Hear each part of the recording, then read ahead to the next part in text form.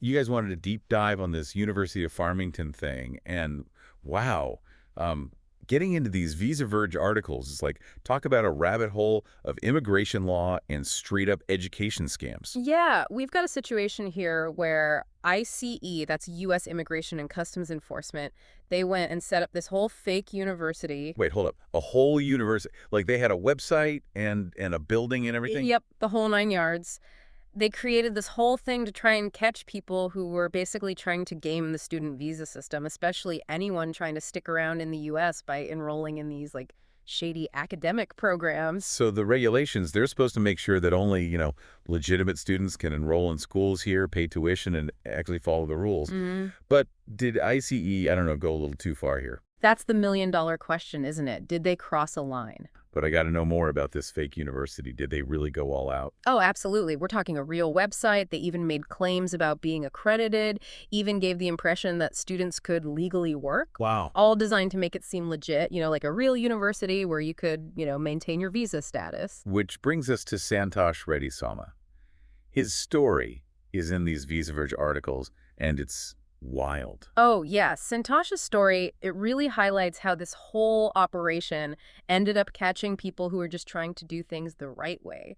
He enrolled at Farmington right after the school he was attending before it lost its accreditation. Oh, wow. So imagine, right? You're desperate.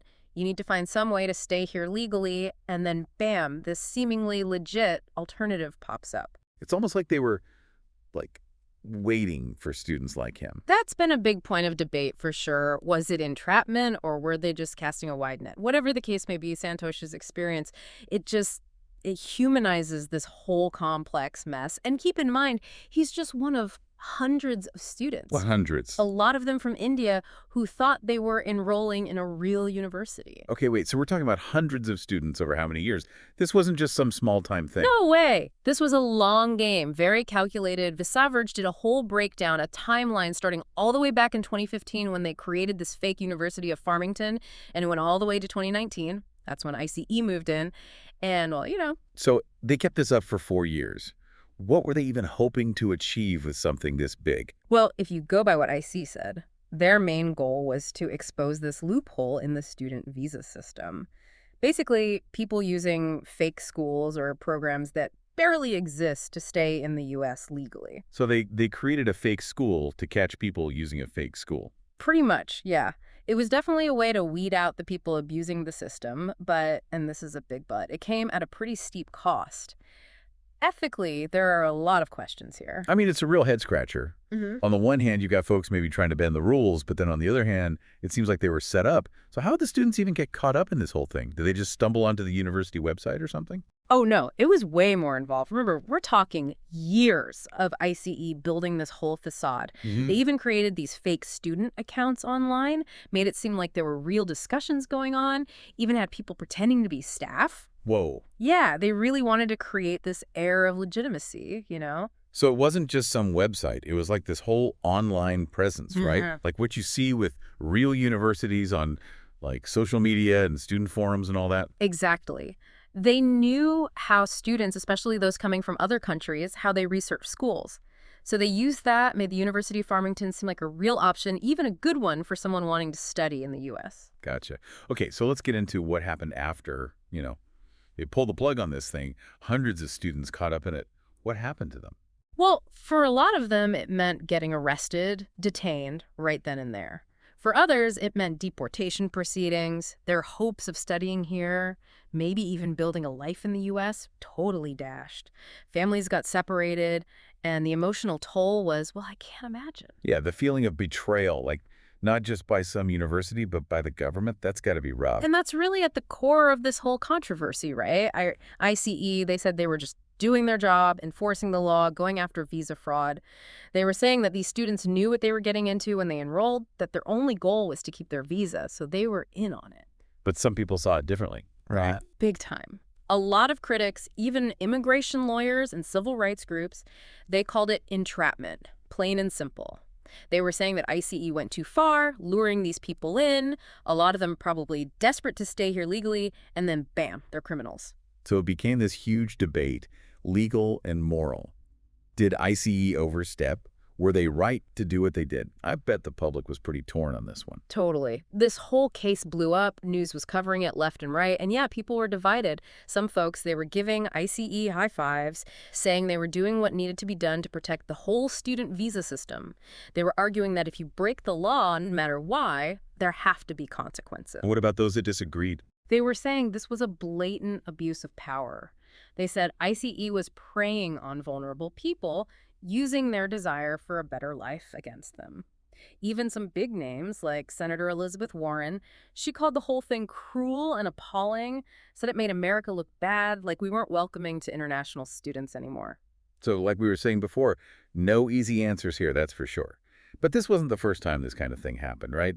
The VisaVerge stuff mentioned something about Canada, something called Operation Northern Vigilance. Sounds familiar. You're right. The University of Farmington, it wasn't some one-off deal. Operation Northern Vigilance, that was the Canadians, they set up this fake job agency to catch people working illegally.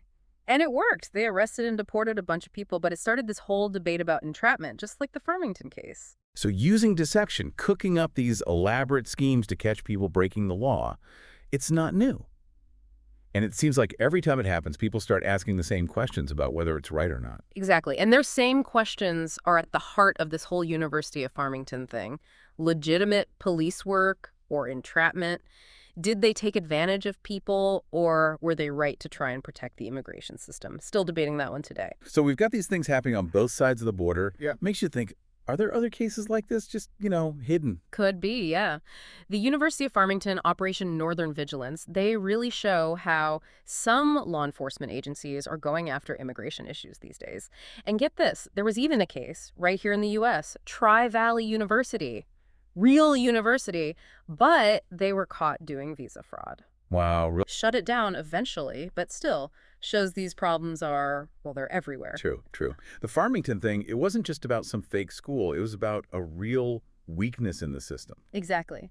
And that leads to the bigger question, right? How do we as a society balance keeping things safe and upholding the law with making sure everyone has a fair shot, especially people coming from other countries looking for something better? Right, like you said before, it's finding that balance, and there's no easy answer.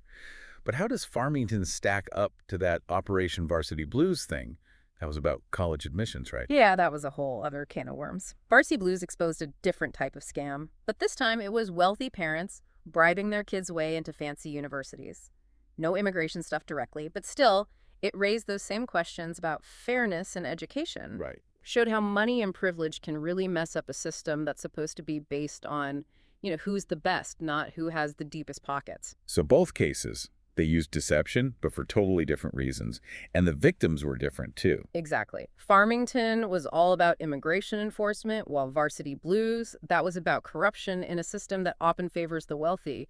But both cases, man, they got people fired up, revealed some cracks in the foundation, ethically speaking. It's a lot to digest, that's for sure. Mhm. This whole deep dive has been, well, a real eye-opener. It has been quite a journey. But at the end of the day, the thing we have to remember is the human cost. Behind all the news articles and legal arguments, there are real people whose lives were turned upside down by this University of Farmington thing. That's what got me, hearing about Santosh, how his whole life changed. It's a good reminder. We can't forget about the individual people when we're talking about these huge, complicated issues.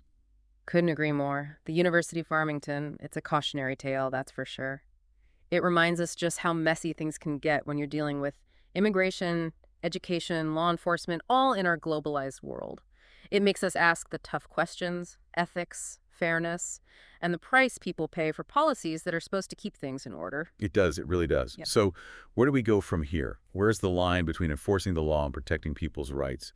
How do we make sure that in our pursuit of justice, we don't sacrifice compassion and fairness? Those are the questions we all have to wrestle with. And as the world gets more and more interconnected, they're only going to get tougher. That's for sure. And on that note, we're going to wrap up our deep dive into the University of Farmington case.